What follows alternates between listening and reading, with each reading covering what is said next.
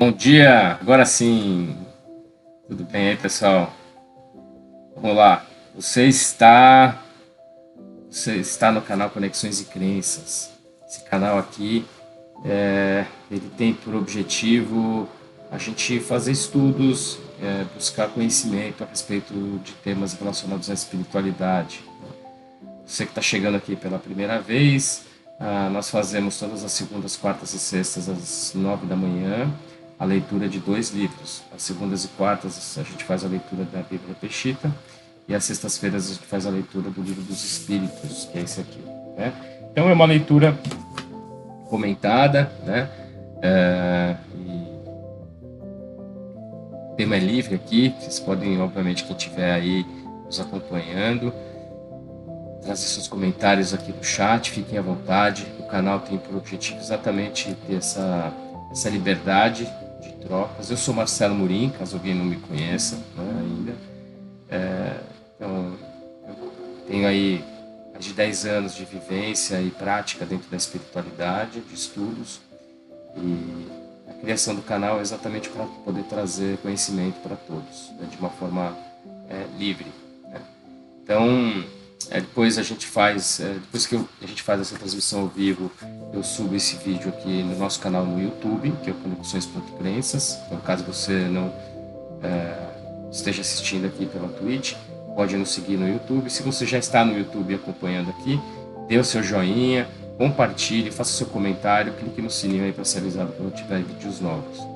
E também nós temos o Conexões.crenças no YouTube, no Instagram, que é um canal com vídeos mais curtos, com cortes a respeito desses vídeos, com leitura de salmos. Todas as manhãs eu faço a leitura de um salmo. Trago também outros vídeos, obviamente com todos os temas relacionados aí à espiritualidade, à física quântica, à vibração, à energia, Jesus, né, cristianismo.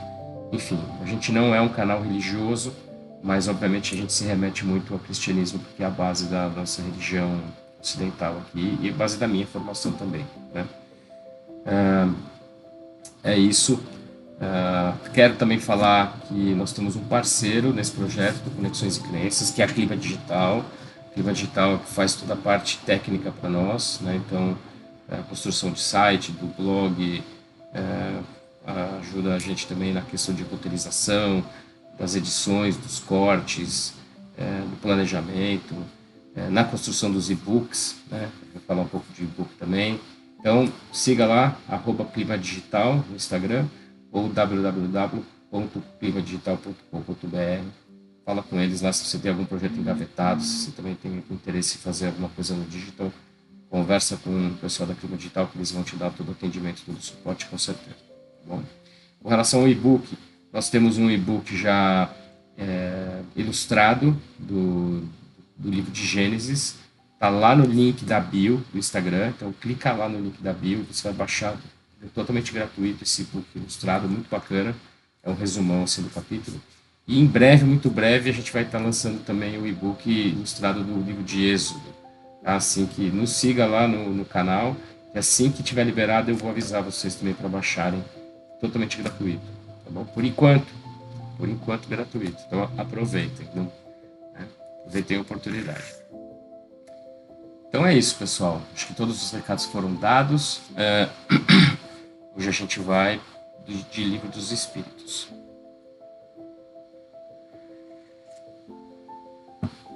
Quem me acompanha aqui sabe que eu vou tomando meu cafezinho. Então a gente vai fazendo essa leitura aqui, para e passo. Então, ó, o Livro dos Espíritos, só para resumir, são 4 livros, né? Nós já lemos o livro 1, nós estamos no livro 2, no 4º capítulo. Nós vamos começar hoje o 4º capítulo do livro 2, tá certo? Deixa eu ver aqui, tá tudo certo aí, né? O áudio tá bom, tá todo mundo me vendo, todo mundo me ouvindo. Beleza. Então vamos lá. Vamos dar início aqui. O capítulo 4, ele fala da pluralidade das existências. Tá? Então, ele começa falando da reencarnação. Antes da gente começar, só reforçar, né? ideia da leitura do Livro dos Espíritos aqui é para trazer esse conhecimento para as pessoas que realmente não têm contato, né? Não é a ideia de doutrinar ninguém, de convencer ninguém, não, é trazer conhecimento, tá? Se você está acompanhando a leitura, se você está chegando agora, volta lá no começo, porque lá no comecinho a gente contextualiza, a gente mostra o caráter científico desse trabalho, né? Então, não quero aqui causar nenhuma polêmica, nenhuma divergência, e não quero também que as pessoas que professam outra religião se afastem. Não, fique aqui, né? Segunda e quarta a gente faz a leitura da Bíblia, e na sexta-feira, nem que seja por curiosidade, ouça um pouco sobre o Livro dos Espíritos, conheça essa vertente, né? Porque o Espiritismo ele não é uma religião, né? Apesar de que todo mundo acha que não é. É uma doutrina codificada por um cientista e ela tem base totalmente cristã, né? Então, fica aqui e tenho certeza que você vai gostar, tá bom? Porque aqui estou trazendo essa questão agora porque o que a gente vai falar agora é exatamente uma das coisas que as pessoas que não são espíritas não afastam, né? Que é a questão da reencarnação, né? Mas deixe seu espírito livre para o conhecimento e venha ouvir um pouco de algo diferente. Você pode gostar. Vamos lá. Da reencarnação é na pergunta 166. A pergunta: a alma que não alcançou a perfeição na vida corpórea, como acaba de depurar-se?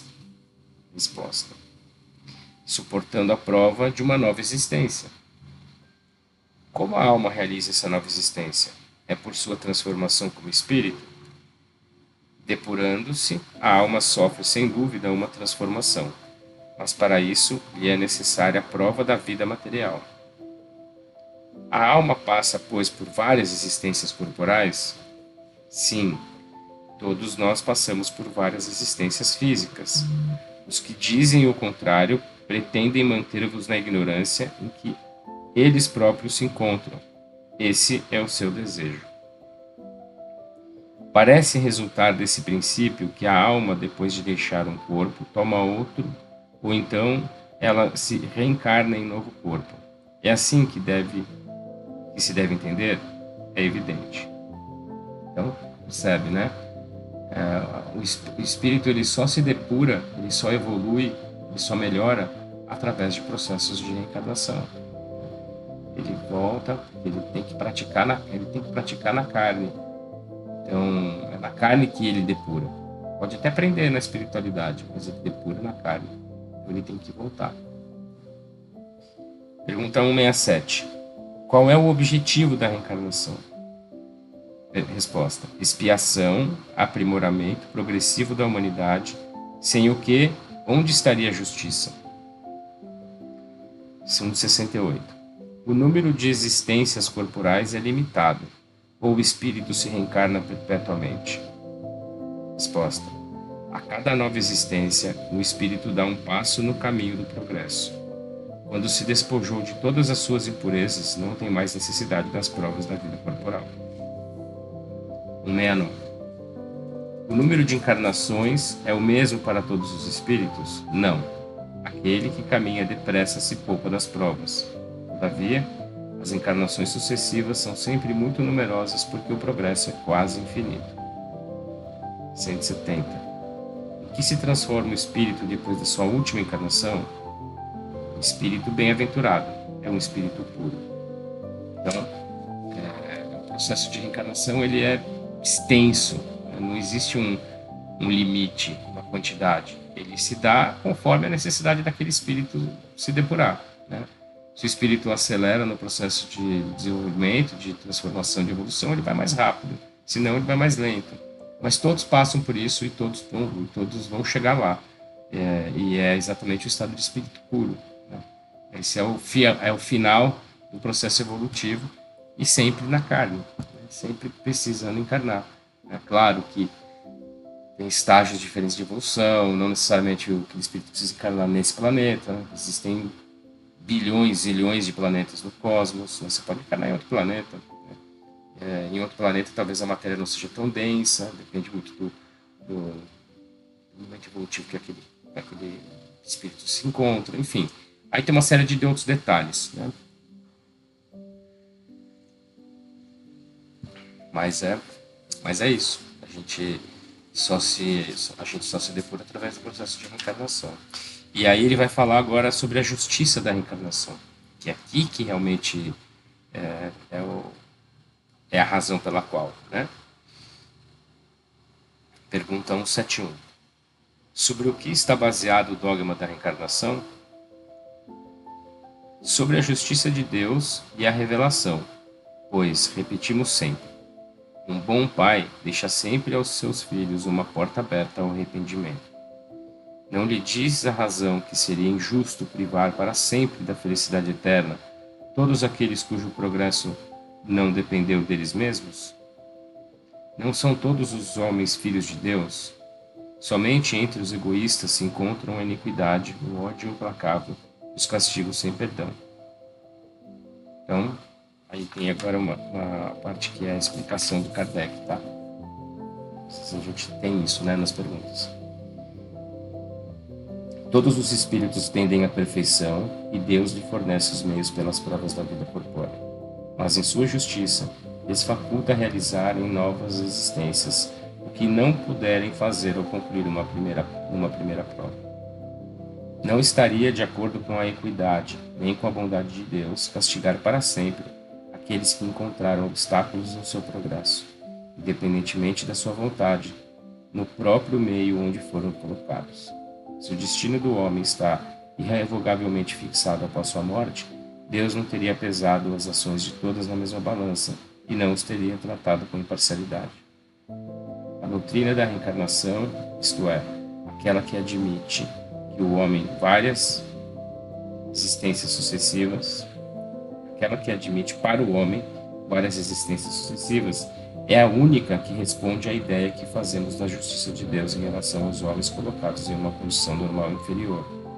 A única que nos explica o futuro e fundamenta nossas esperanças, pois que nos oferece o meio de resgatar nossos erros através de novas provas.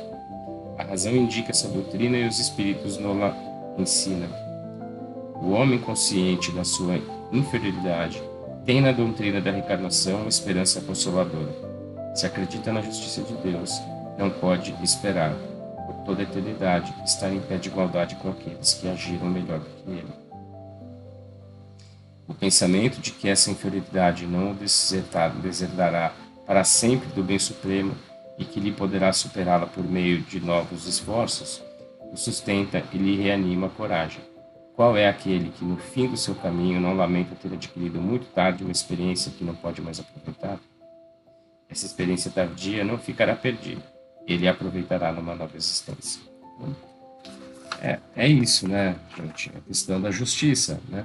Se nós sabemos que Deus é Pai Supremo, Todo-Poderoso, Criador de todas as coisas, e a justiça dele é infinita, ele é infinitamente misericordioso, então não faria sentido algum ele condenar a eternidade para pessoas, para aqueles seres que não tiveram uma conduta adequada naquela encarnação, naquela existência, ou na sua existência. Vamos supor que fosse uma existência única, né?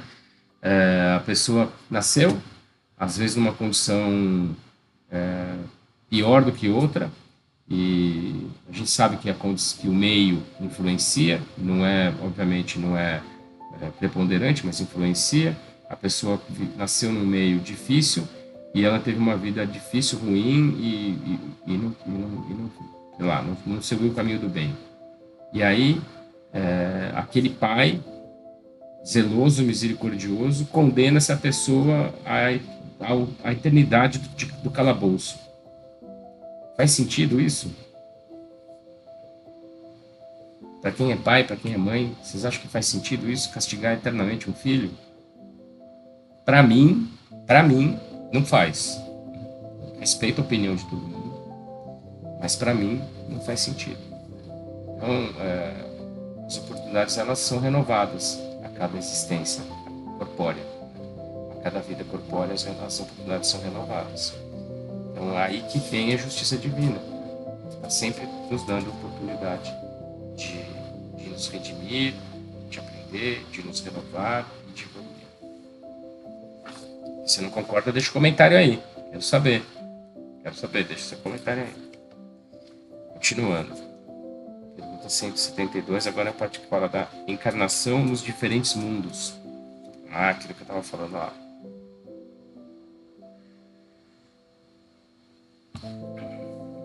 172. Nossas diferentes existências corporais se passam todas sobre a Terra? Não todas, mas nos diferentes mundos.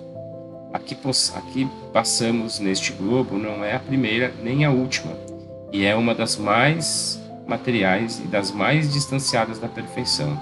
Ou seja, a gente está bem atrasado. 173. A alma, a cada nova existência corporal, passa de um mundo a outro ou pode viver várias vezes sobre o mesmo globo? Pode reviver muitas vezes sobre o mesmo globo, se não é bastante avançada para passar para um mundo superior. Assim podemos reaparecer várias vezes sobre a Terra? Certamente. Podemos voltar a ela depois de termos vivido em outros mundos? Seguramente. Já vivestes em outros mundos e sobre a Terra. Ou seja, a gente pode ir e voltar. É como viver numa outra cidade, viver num outro país, você vai e volta. Não existe barreira. 174. Voltar a habitar a Terra é uma necessidade? Não, mas se não progredistes, podereis ir para outro mundo que não seja melhor, que pode ser pior. Ou seja, se a gente não progredir, a gente pode ir para um lugar pior, mais atrasado. Pior no sentido de estar mais atrasado, né? 175. Existe alguma vantagem em voltar a habitar sobre a Terra? Nenhuma vantagem particular, a menos que seja uma missão. Neste caso, se progride aí como em outro mundo. Não seria melhor permanecer como espírito? Não. Estacionar-se-ia. E o que se quer é avançar para Deus. Então, o que ele está dizendo aqui? Que a única forma de evoluir é encarnando. É aqui que a gente pratica. Né? Aqui é o laboratório. Se você fica na erraticidade, né, como espírito, você não evolui. Você não coloca em prática os ensinamentos que você tem. Né? E é assim que a gente consegue evoluir. 176. Os espíritos, depois de terem encarnado em outros mundos, podem encarnar neste sem jamais terem passado por aqui? Sim, como vós em outros mundos. Todos os mundos são solidários. O que não se faz num, pode se fazer no outro. Há homens que estão sobre a Terra pela primeira vez? Há muitos e em diversos graus. Pode-se reconhecer por um sinal qualquer quando um espírito está pela primeira vez na Terra? Nenhuma utilidade teria isso. Ou seja, né, a curiosidade humana, quer saber como é que eu reconheço quem é ET e quem não é. Para que isso? Não tem utilidade nenhuma. Deve até haver uma forma de identificar, mas essa é uma forma de reconhecer um espírito sério, um espírito que tem um propósito de trabalho sério. Quando ele não dá espaço para fofoca.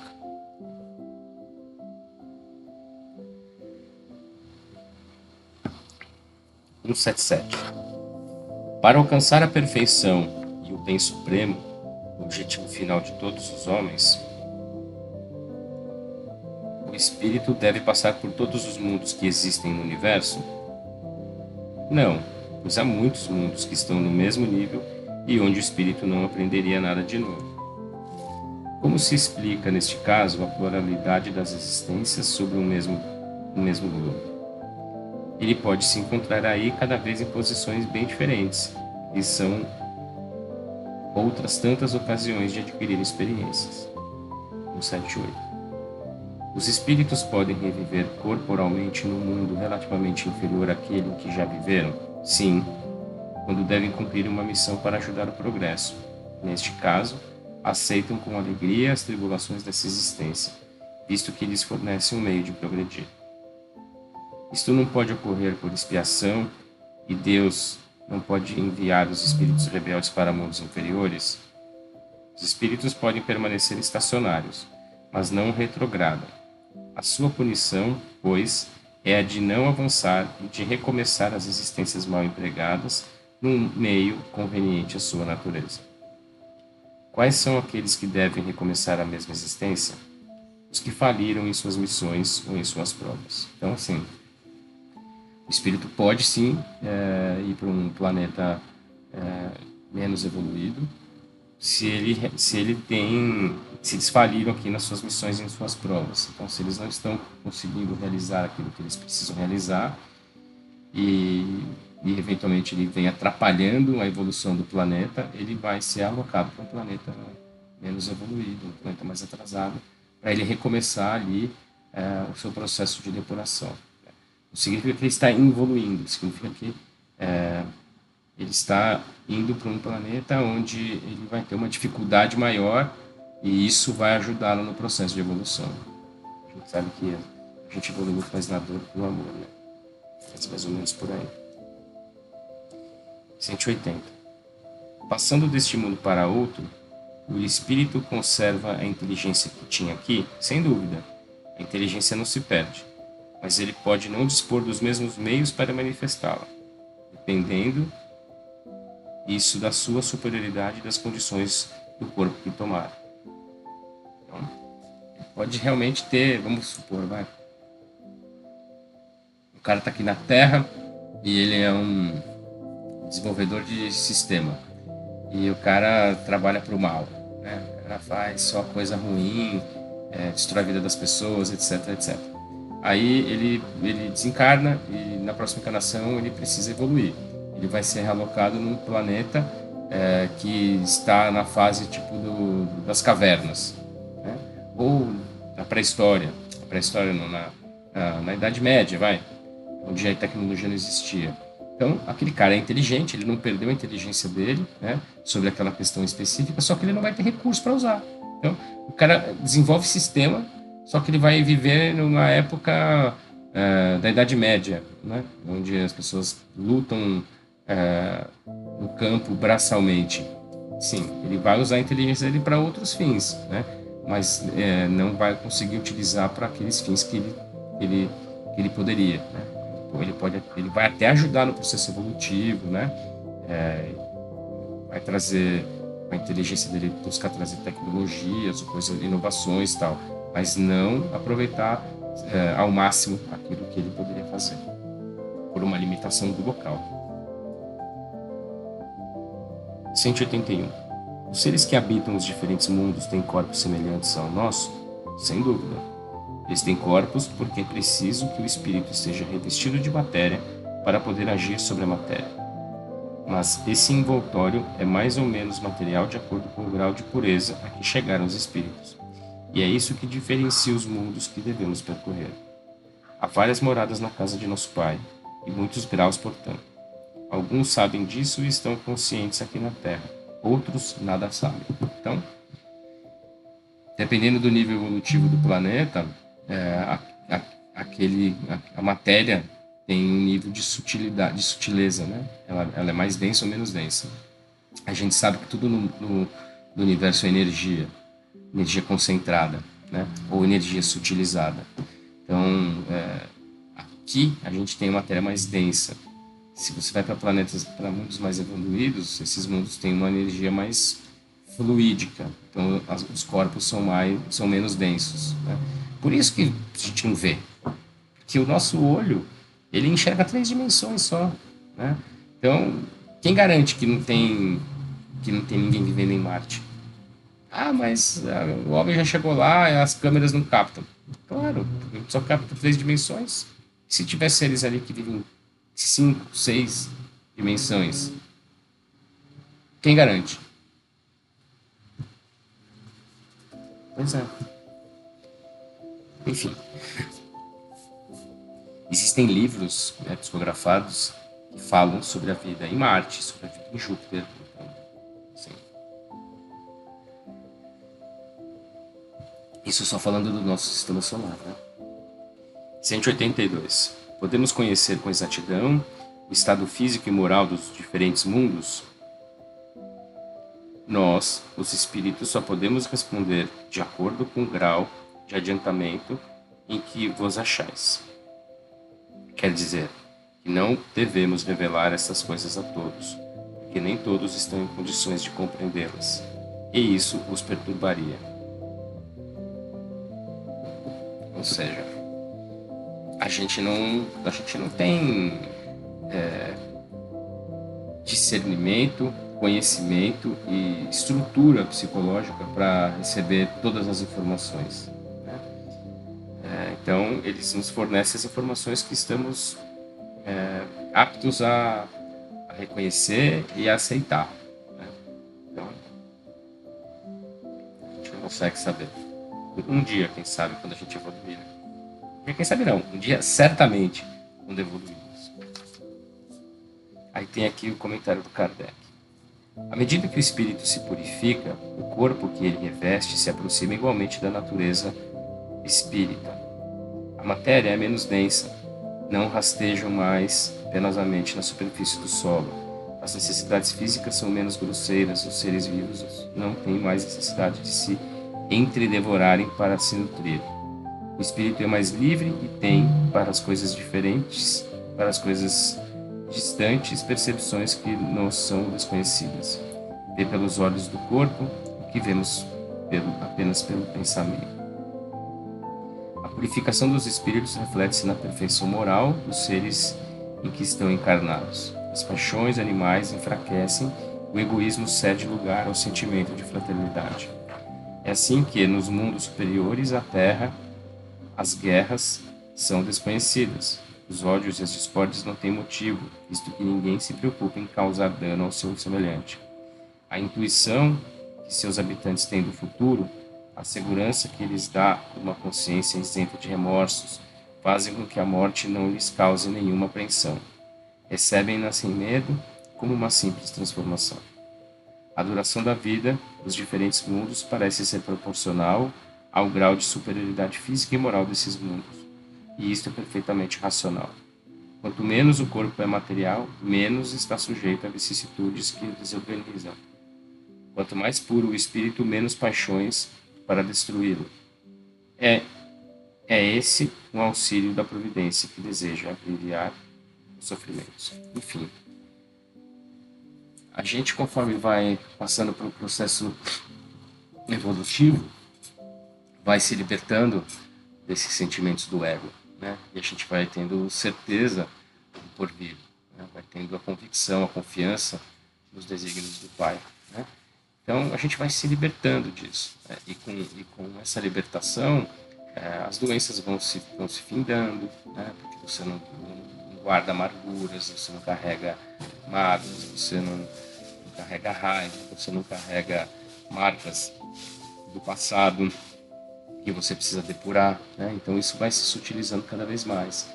Então o tempo, é claro que o tempo é relativo, né? Já diria Einstein. O tempo também muda, o tempo da vida, das encarnações, né? Ele será mais longo, né? Porque você não tem doenças, né?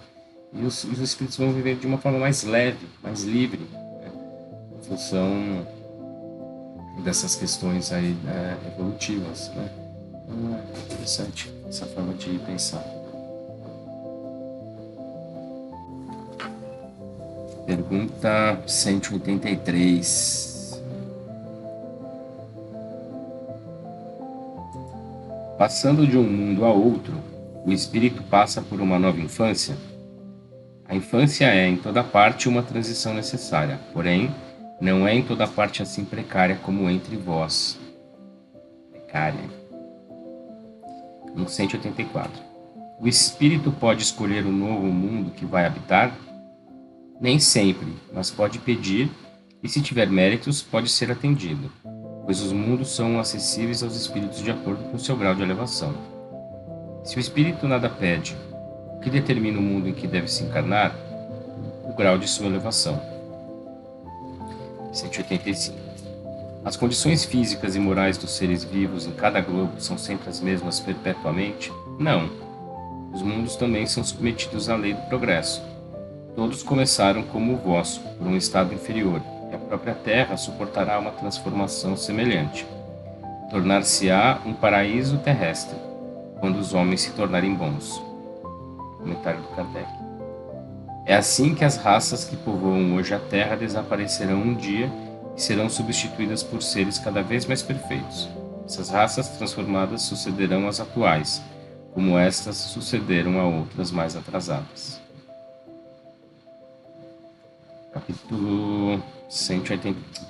Pergunta 186. Há mundos onde o espírito Há mundos onde o espírito, cessando de habitar corpos materiais, só tenha por envoltório o perispírito? Sim, e esse próprio envoltório torna-se tão etéreo que para vós é como se não existisse. É o estado dos espíritos puros. Ou seja, tem planetas que o espírito se torna um espírito puro.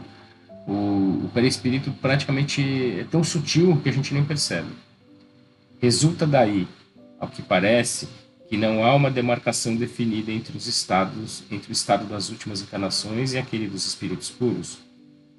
Essa demarcação não existe. A diferença, que se desfaz pouco a pouco, torna-se imperceptível, como a noite que se desfaz aos primeiros clarões do dia. 187. A substância do perispírito é a mesma em todos os mundos? Não. Ela é mais ou menos etérea. Passando de um mundo para o outro, o espírito se reveste da matéria própria de cada um, com mais rapidez que um relâmpago. Interessante, né? Depende da composição química daquele planeta, né? Dos gases, dos elementos. 188. Os espíritos puros habitam mundos especiais ou estão no espaço universal sem estarem mais ligados a um mundo que o outro? Os espíritos puros habitam certos mundos, mas não estão confinados neles como os homens sobre a terra. Eles podem melhor que os outros estar por toda parte. Então, os espíritos puros eles habitam, eles têm a casa deles, mas eles podem viajar, né?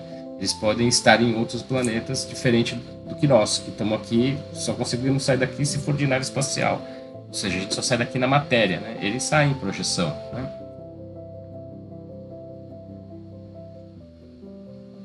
Aí tem um comentário aqui do Kardec. Segundo os espíritos de todos os globos que compõem o nosso sistema planetário, a Terra é um daqueles onde os espíritos são menos avançados, física e moralmente. Marte seria ainda inferior, e Júpiter o mais superior em relação a todos. O Sol não seria um mundo habitado por seres corporais, mas um local de reunião dos espíritos superiores, que de lá irradiam seus pensamentos para outros mundos que dirigem por intermédio dos espíritos menos elevados, transmitindo-os a estes por intermédio do fluido universal, como constituição física. O Sol seria um foco de eletricidade. Todos os sóis parecem estar numa posição idêntica. O volume e a distância que estão do Sol não tem nenhuma relação necessária com o grau de adiantamento dos mundos, pois parece que Vênus é mais adiantado que a Terra, e Saturno menos adiantado que Júpiter.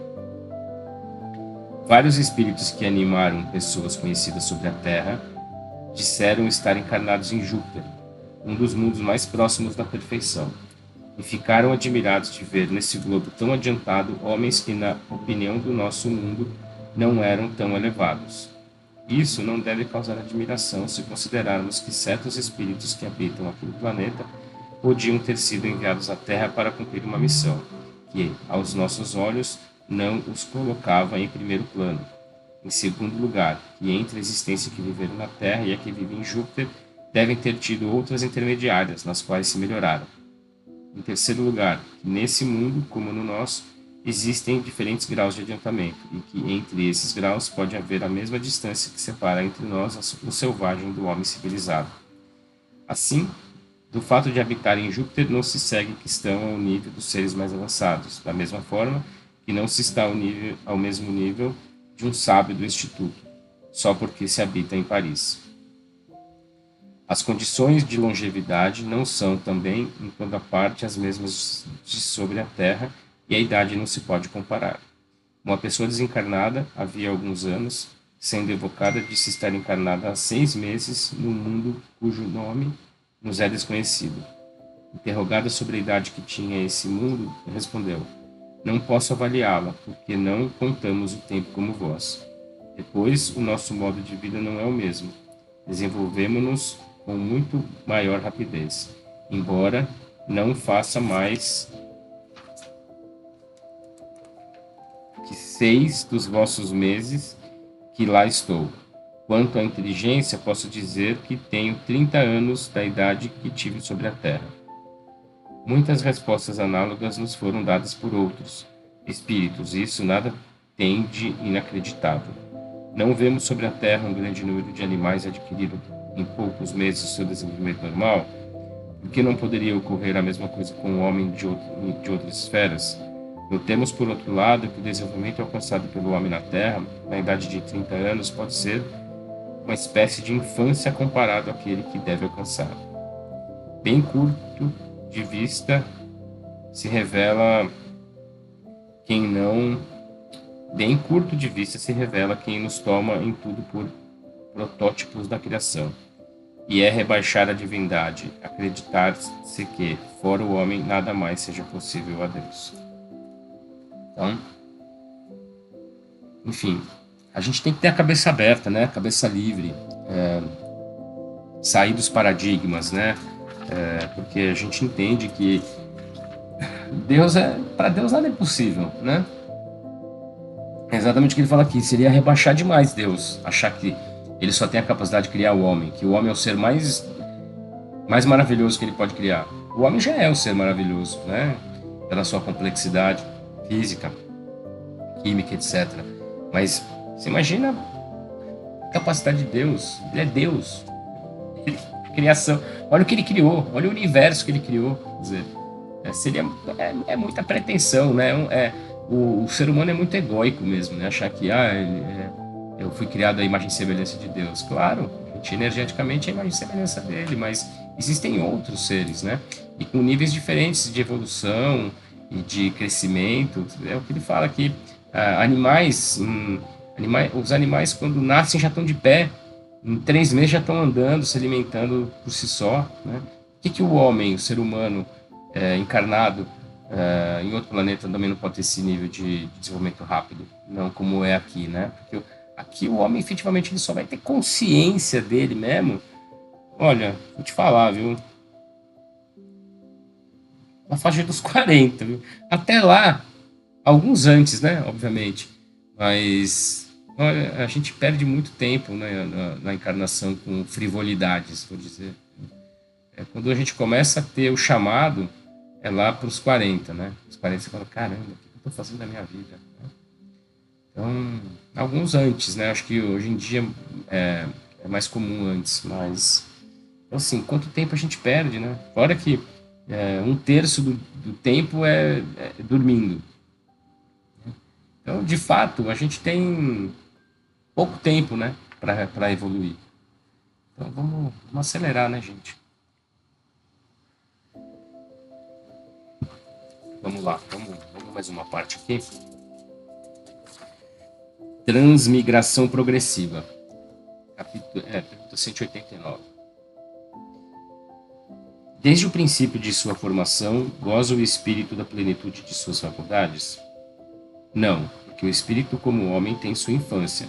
Em sua origem, os espíritos não têm mais que uma existência instintiva e possuem apenas a consciência de si mesmos e de seus atos. Não é senão, pouco a pouco, que a inteligência se desenvolve. Qual é o estado da alma em sua primeira encarnação? O estado da infância na existência corpórea. Sua inteligência apenas desabrocha. Ela se ensaia para a vida. 191.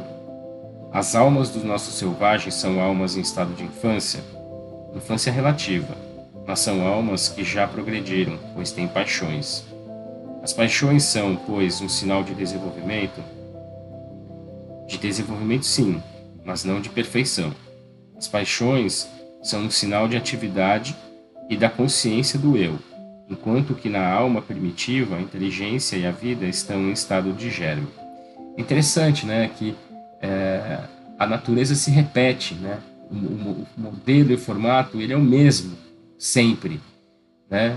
Em graus distintos, mas a alma evolui como a matéria, criança, adolescência, maturidade. É sempre assim. O animal, o vegetal, infância, adolescência, maturidade. É sempre assim. Então, a lei é a mesma, lei divina, lei de Deus. Aqui tem um comentário do Kardec. A vida do espírito no seu conjunto percorre as mesmas fases que vemos na vida corporal.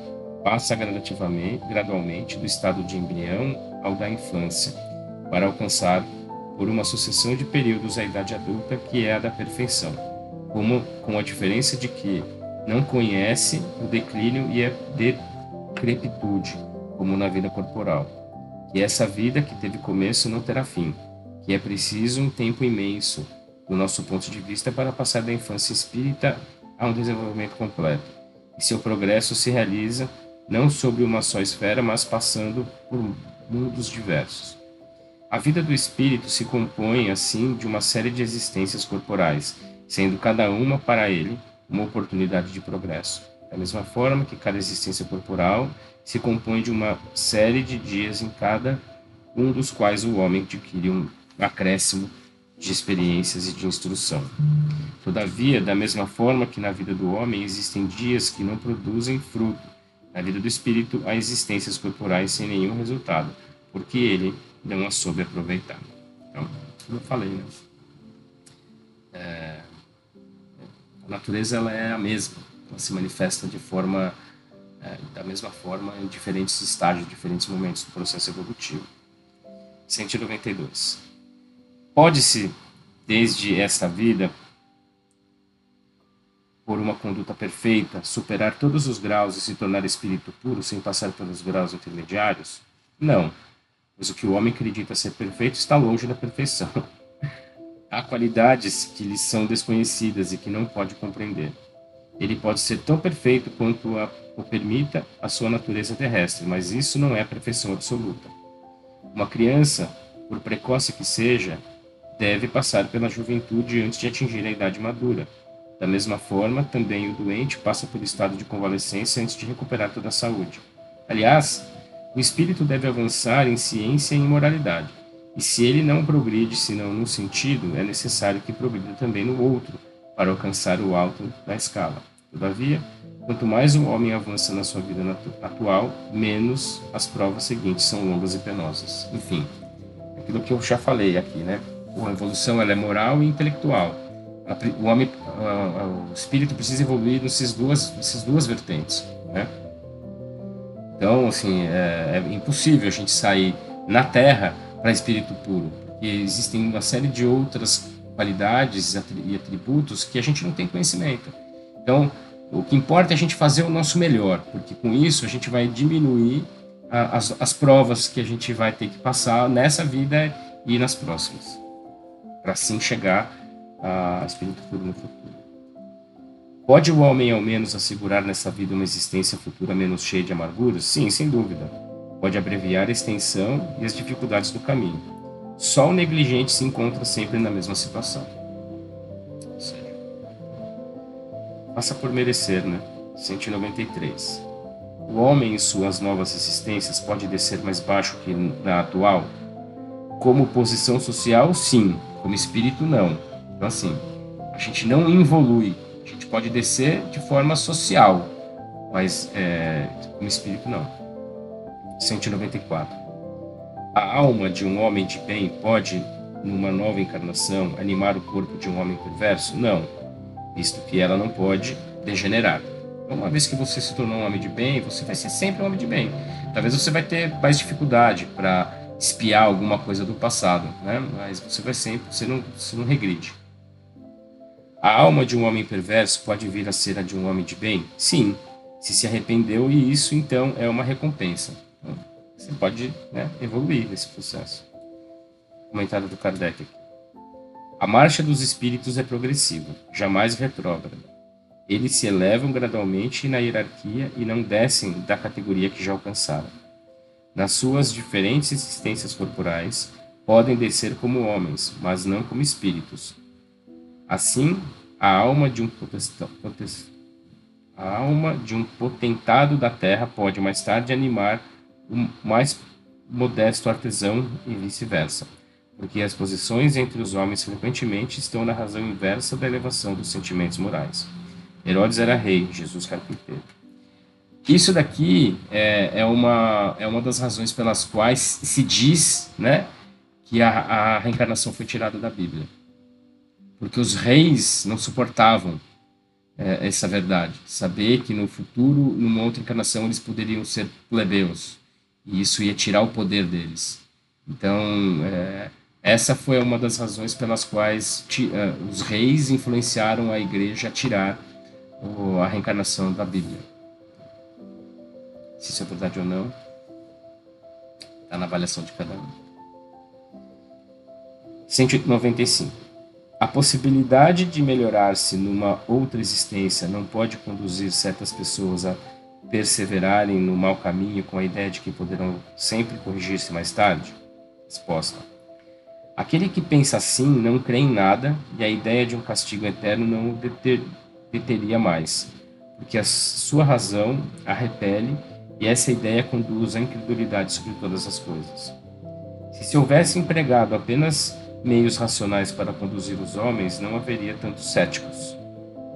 Um espírito imperfeito pode, com efeito, pensar durante sua existência corporal, como dizes, mas uma vez desligado da matéria, ele pensará de outra forma, pois perceberá que fez cálculo errado, e é então que trará um sentimento contrário em uma nova existência. É assim que se realiza o progresso, e é por essa razão que na Terra existem homens, uns mais adiantados do que outros. Alguns já têm experiências que outros não conhecem ainda, mas que adquirirão pouco a pouco. Depende de cada um apressar seu progresso ou atrasar-se indefinidamente. Comentário do Kardec. O homem que ocupa uma posição má deseja trocá-la o mais depressa possível.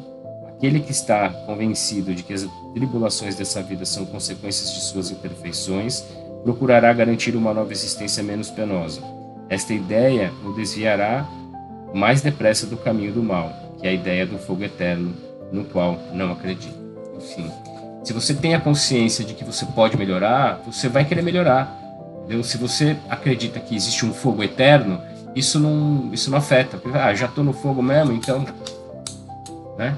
Agora, se você sabe que você pode melhorar, você pelo menos vai tentar deixar de fazer o mal, né? Para amenizar as suas dores no futuro. Essa é a lógica. 196. Os espíritos não podendo melhorar-se, senão suportando as tribulações da vida corporal, seguir-se-ia que a vida material seria uma espécie de cadinho ou depurador, pelo qual devem passar os seres do mundo espírita para atingirem a perfeição? Sim, é bem isso. Eles se melhoram nessas provas, evitando o mal e praticando o bem. Porém, é só depois de várias encarnações ou depurações sucessivas, num tempo mais ou menos longo, e segundo seus esforços, que eles atingem o objetivo para o qual tendem. É o corpo que influi sobre o espírito para melhorá-lo ou o espírito que influi sobre o corpo? Teu espírito é tudo. Teu corpo é uma veste que apodrece. Eis tudo. Então é o espírito que comanda, né? É o espírito que conduz. O corpo é simplesmente uma ferramenta que é utilizada periodicamente. É por isso que é a reencarnação. Você vai usando várias vestes. Aí tem um comentário final aqui dessa parte do Kardec. No suco da videira encontramos uma comparação material dos diferentes graus de depuração da alma. Ele contém um licor chamado espiritual, mas enfraquecido por uma multidão de matérias estranhas que lhe alteram a essência. Depois de várias destilações, em cada uma da qual se depura de algumas impurezas, ele alcança a pureza absoluta. O alambique é o corpo no qual ele deve entrar para se purificar. As matérias estranhas são como o perispírito que se depura, ele mesmo, à medida que o espírito se aproxima da perfeição. De novo, ele está fazendo aqui uma figura de linguagem comparando com outros processos evolutivos, aqui no caso de uma bebida, de uma fruta que se transforma numa bebida, né? Então é sempre um processo de depuração, de destilação, né? De purificação, né? Bom, é isso, gente. Acho que a gente já foi avançando bastante hoje, aí, 50 minutos de leitura. A gente fomos até a pergunta 196, né? Então fomos em 20 perguntas hoje. Na semana que vem a gente retoma nesse mesmo capítulo 4, tá? Onde ele vai falar do destino das crianças depois da morte. Então, façam seus comentários aí, se vocês estão curtindo, se estão gostando, o que vocês acham, se vocês concordam ou não. Eu estou curioso para saber. Deixem de comentar e de participar, tá bom? E é isso. Agradeço aqui a presença de todos que estão conosco, que estiveram conosco aqui até agora. Deixe o seu joinha aí, compartilhe, clique no sininho aí para ser avisado quando tiver outros vídeos. Deixe seu comentário, sua sugestão. Ajude a gente na divulgação e no engajamento do canal. Na verdade, esse canal aqui é para todos nós. O objetivo é buscar conhecimento, aprendizagem e, com isso, o nosso processo evolutivo, tá bom? Desejo aí uma ótima sexta-feira a todos, um excelente final de semana. Amanhã é Dia das Crianças, parabéns às crianças, né? Todos nós somos crianças, né? Então, parabéns às crianças. E excelente final de semana. E segunda-feira estamos juntos novamente.